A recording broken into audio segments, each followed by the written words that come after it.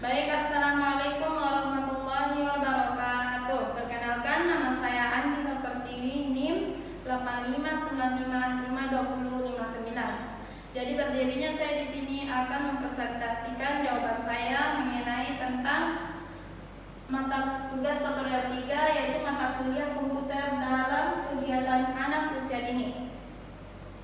Jadi pertanyaan yang pertama, anak usia dini biasanya memiliki rentang perhatian yang singkat. Bagaimana Anda bisa memanfaatkan komputer sebagai media bercerita agar anak-anak tetap fokus dan tertarik? Jelaskan cara-cara yang Anda pilih dan mengapa cara tersebut efektif. Jadi, cara-cara yang saya pilih itu yang pertama, memakai cerita bergambar dan animasi. Yang kedua, memakai suara yang bagus. Yang ketiga, interaktif, ada pilihan dan ada tantangan. Yang keempat, video tidak terlalu panjang. Jadi kenapa cara ini efektif? Yang pertama itu karena anak-anak belajar paling baik itu lewat main dan pengalaman langsung. Jadi komputer bisa menyajikan cerita dengan cara yang seru, penuh warna, suara yang bagus dan kreativitas. Jadi mereka merasa lebih bermain bukan cuma belajar. Yang ketiga, cerita interaktif dan menarik bisa merangsang imajinasi, kreativitas, dan kemampuan berpikir anak, sekaligus melatih fokus mereka. Yang keempat, jadi kuncinya itu adalah bikin cerita di komputer jadi pengalaman yang menyenangkan, penuh warna, suara, dan interaksi, supaya anak-anak tetap fokus dan tertarik sampai cerita selesai. Contohnya pada gambar. Nah, ini contohnya itu begini. Kalau kita menggunakan komputer di dalam kelas atau di sekolah, jadi kita memakai cerita bergambar dan animasi, memakai suara tentu interaktif dan pilihan, dan ada nanti tantangannya. Yang keempat, video tidak terlalu panjang karena fokus anak-anak itu relatif pendek. Jadi kita menggunakan video yang tidak terlalu panjang. Yang kedua, pertanyaan kedua, sebutkan 3 kelebihan dan 3 kekurangan penggunaan komputer sebagai media bercerita bagi anak usia dini. Menurut Anda, apakah manfaatnya lebih besar daripada kekurangannya? Jelaskan alasan Anda. Jadi kelebihannya yang pertama itu mudah diakses dan praktis. Karena kalau menggunakan komputer itu tinggal kita cari di internetnya, tinggal tombol enter, atau kita masuk di YouTube bisa cari-cari cerita yang edukatif untuk anak. Yang kedua, menarik dan interaktif. Jadi anak-anak sangat tertarik jika penggunaan komputer itu di dalam kelas. Contohnya begini, ini ada semua anak-anak fokus, tertarik, mendengar cerita, kemudian mendukung perkembangan berbagai aspek. Jadi anak-anak di sini memperhatikan itu ada aspek sosialnya, bahasanya, aspek kognitifnya, dia cepat mengingat cerita, dan banyak lagi aspek-aspek perkembangannya. Yang kemudian kekurangannya adalah resiko kecanduan gadget. Karena anak-anak itu sangat suka dengan komputer atau disebut dengan gadget, jadi anak-anak itu bisa kecanduan kalau tidak dibatasi waktunya. Kemudian konten tidak selalu sesuai. Jadi semua itu yang ada di komputer atau di gadget itu tidak semua itu selalu sesuai dengan anak-anak. Ada yang konten dewasa, ada juga konten yang tidak sama sekali ada edukasinya. Jadi kita pilihkan anak-anak memang itu konten yang sesuai dengan umur mereka. Yang kemudian kurang menggantikan interaksi manusia. Jadi kalau biasanya anak-anak itu kalau memakai komputer itu di depan komputer saja. Jadi itu kurang memang menggantikan manusia. Jadi biasanya anak-anak kalau pegang HP itu tidak memperhatikan dengan sekelilingnya. Lanjut. Apakah manfaatnya lebih besar daripada kekurangannya? Jelaskan alasan Anda. Menurut saya, manfaat penggunaan komputer sebagai media bercerita bagi anak usia dini memang lebih besar jika dibandingkan dengan kekurangannya. Karena Ya, jadi karena ketika komputer digunakan dengan baik atau diawasi dan dibatasi dengan baik, maka pembelajaran itu sangat efektif dan menarik. Kemudian namun peran orang tua dan guru sangat penting untuk memastikan konten yang dipakai itu tepat dan waktu penggunaan tidak berlebihan agar anak tetap seimbang dalam perkembangan fisik, sosial, dan emosionalnya.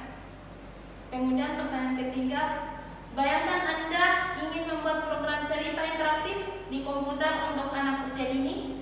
Cerita tersebut akan melibatkan tokoh hewan yang berbicara. Fitur apa saja yang Anda tambahkan agar anak-anak bisa terlibat aktif dalam cerita tersebut?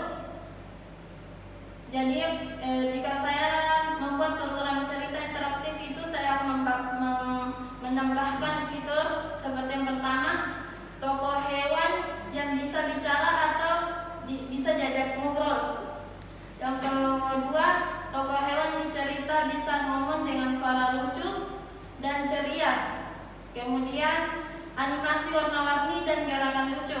Yang keempat, gambar dan gerakan tokoh hewan yang hidup dan penuh warna. Kemudian kita tambahkan fitur permainan sederhana dalam cerita.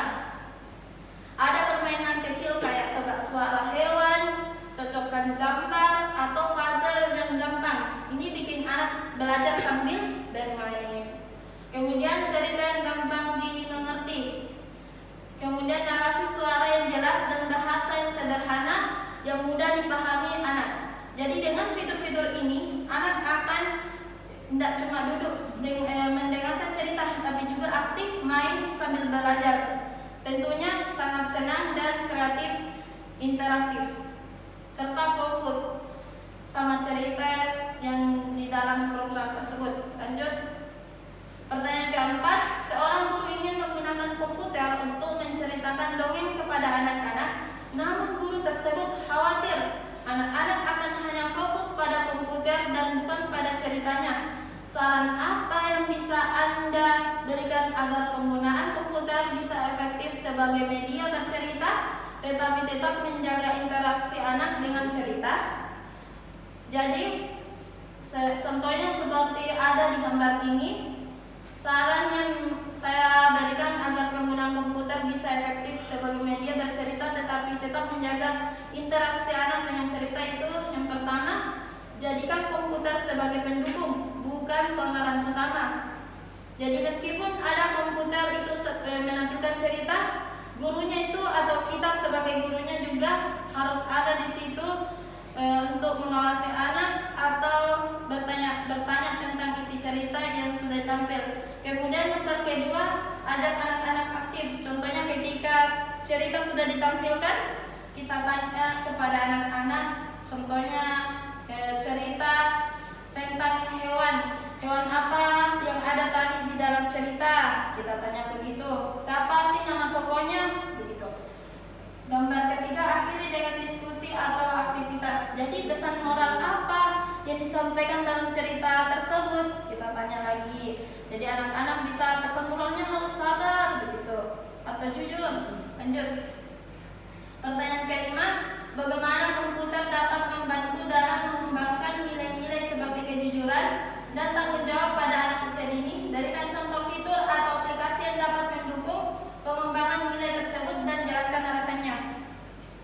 Jadi komputer bisa bantu anak usia dini belajar nilai kejujuran dan tanggung jawab lewat aplikasi yang seru dan gampang dipakai. Contohnya misalnya aplikasi cerita dan video edukasi yang punya cerita tentang pentingnya kejujuran dan bertanggung jawab. Anak bisa belajar dari tokoh-tokoh dalam cerita, jadi mereka paham kenapa nilai kejujuran itu penting. Contohnya kalau di sekolah kita cari di komputer tentang, kalau kami biasanya menggunakan itu cari saja tentang cerita pendek tentang kejujuran. Jadi anak dikasih nonton tentang video kejujuran biar dia tahu bagaimana itu kejujuran dan tanggung jawab. Jadi menggunakan komputer lewat video itu anak-anak bisa lebih mengingat dan bisa mengaplikasikannya. Kemudian permainan edukatif dengan sistem poin atau hadiah.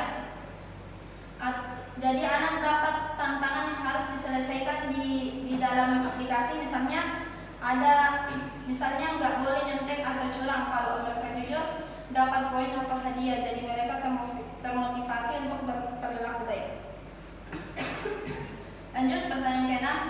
Anda diminta untuk merancang program komputer untuk mengajarkan nilai berbagi kepada anak usia dini. Fitur apa saja yang akan Anda tambahkan dalam program tersebut agar anak-anak dapat memahami dan menerapkan nilai tersebut dalam kehidupan mereka? Jadi nama programnya yang contohnya saya buat itu adalah Belajar Berbagi Yuk. Nah, fitur apa saja yang saya tambahkan itu seperti cerita interaktif. Jadi anak-anak diajak mengikuti cerita pendek animasi yang menggambarkan kegiatan berbagi. Misalnya berbagi mainan, makanan, atau alat tulis. Kemudian di akhir cerita muncul pertanyaan, apa yang sebaiknya dilakukan dengan pilihan jawaban bergambar. Yang kedua, fitur kedua itu mini game edukatif. Contohnya game berbagi kue di pesta, anak harus memotong kue dengan adil dan membagikannya kepada teman-temannya. Poin ketiga atau fitur ketiga adalah poin kebaikan. Anak mendapat bintang kebaikan setelah berhasil melakukan tindakan berbagi di dalam game untuk memotivasi dan memberi penguatan positif. Yang keempat, simulasi sosial. Jadi anak dapat memilih karakter dan bermain peran dalam situasi sosial di taman bermain atau di kelas, di mana mereka belajar berbagi dalam konteks kehidupan sehari-hari. Yang kelima, panduan guru atau orang tua. Jadi di akhir program ini ada panduan guru dan orang tua bagaimana menggunakan aplikasi ini, saran dan tips-tips tentang mendampingi anak belajar berbagi dalam kehidupan nyata yang bisa diakses oleh guru dan orang tua. Jadi ini contohnya, ada pilihan mengapa berbagi itu penting, memahami berbagi, cara untuk berbagi, latihan praktik. Lanjut, pertanyaan ke-7. Bayangkan Anda membuat cerita digital untuk anak yang mengajarkan nilai kesabaran. Bagaimana Anda akan mengembangkan alur cerita dan karakter untuk menumbuhkan pemahaman anak-anak tentang pentingnya bersabar. Jadi contoh yang cerita digital yang saya kembangkan untuk anak-anak yang mengajarkan tentang nilai kesabaran lengkap dengan ide pengembangan alur cerita dan karakternya. Jadi karakternya di sini ada kura-kura. Jadi di sebuah hutan yang tenang hiduplah seekor kura-kura kecil yang bernama Kuro. Ia sangat suka dengan buah mangga. Lanjut, jadi suatu hari Kuro melihat pohon mangga ajab, tapi pohon itu hanya berbuah satu kali dalam setahun. Kemudian teman-teman Kuro tertawa, kenapa harus tunggu lama Kuro? Makan saja buah lain, kata Rico si kelinci. Jadi kemudian Kuro ingin menyerah karena sudah diejek sama temannya, tapi Pak Burung tua berkata, sabar itu kekuatan Kuro, nikmati saja prosesnya. Kemudian musim berganti, Kuro tetap menunggu sambil membaca, bermain, dan membantu teman-teman. Jadi Kuro sabar menunggu pohon itu berbuah. Jadi akhirnya pohon mangga itu berbuah, harumnya sangat luar biasa.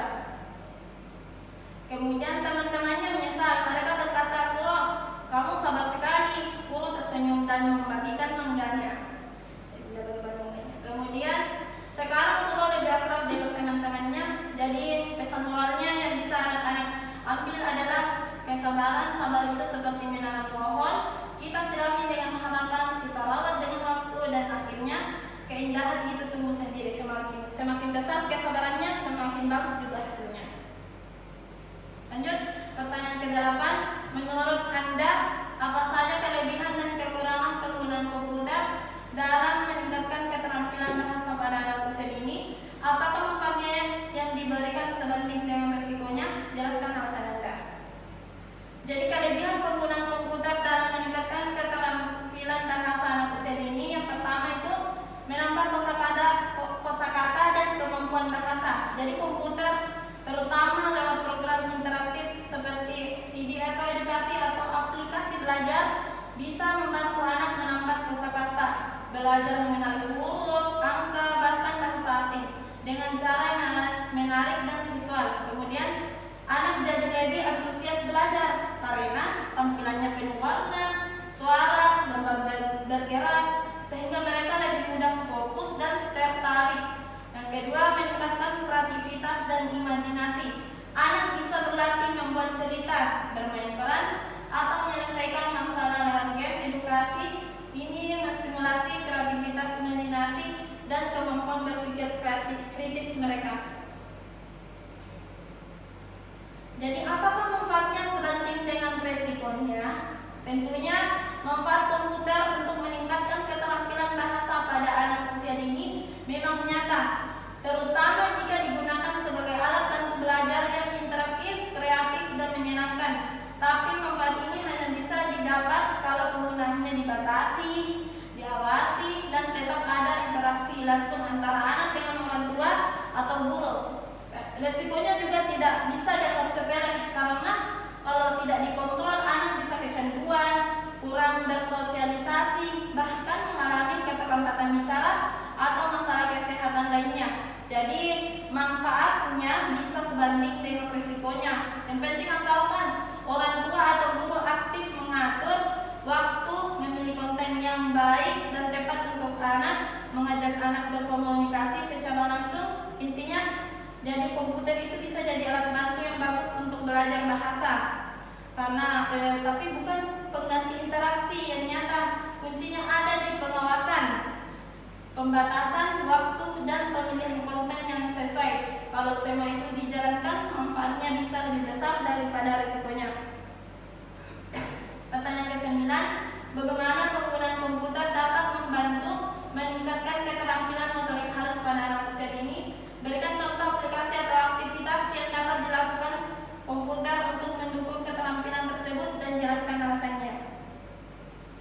Jadi, penggunaan komputer bisa bantu anak usia dini meningkatkan keterampilan motorik halus karena anak belajar mengendalikan gerakan tangan kecil mereka saat menggunakan mouse, keyboard, atau layar sentuh. Contohnya ada aplikasi atau game edukasi yang mengajar anak untuk menggambar, mewarnai, atau menyusun padan di komputer. Aktivitas ini melatih koordinasi mata, tangan, serta presisi gerakan jari anak. Nah, contohnya di aplikasi kaligrafi.com.